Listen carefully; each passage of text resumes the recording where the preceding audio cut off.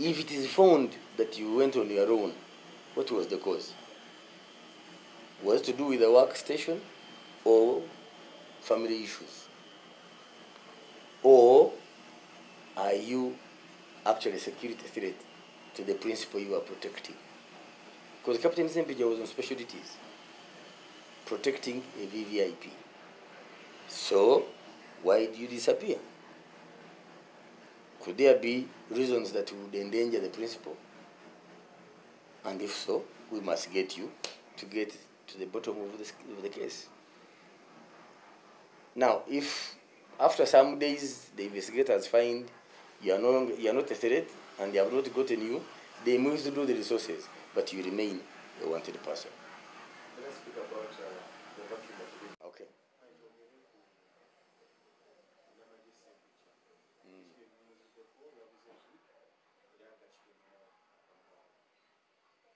No, Captain Sempija, okusinziira ku kyetumanyi amaze ennaku ezisukka mu 10 nga tali ku mulimu.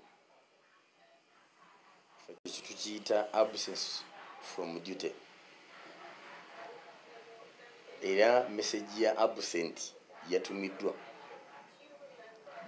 Message ya absent bwetumibwa mu kinnamagye otekebwako galubindi zonna. Tutandika okulondoola before ki by'oyinza okusangibwamu. Naye ng'ekyo tunakikola kati tutuma abasobola okutuukirira abatuukirira gy'ova oba olwo tukusuubira okubeera bakutegeeze.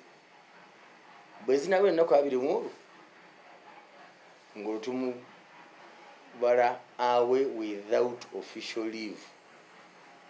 What you hear AWOL. Kati awo bwe tumala okutuma message ya AWOL tuteekawo board of inquiry. Office ono lwaki yabula? Ddala yabula oba yabuzibwawo? Kuba tuyinza n'okuba nga tugaa nti yabuze naye nga yabuzibwawo.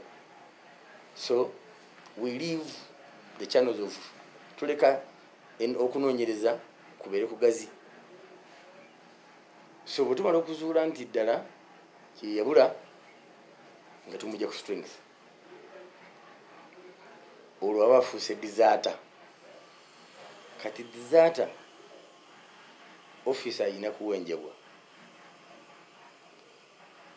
Number 2, bw'otumibwa omulimu ogw'enjawulo, special duties, nga Sempija gwabaddeko, Captain Sempija, ate oyinawo obuvunaanyizibwa bwa nkizo. Nti one, wakwasa obuvunaanyizibwa obw'enjawulo, special duties. Ekyokubiri, otukiikirira kye twakutuma. So obuvunaanyizibwa obwo obusuddewo, either bulagajjavu oba bulabe. Number 2,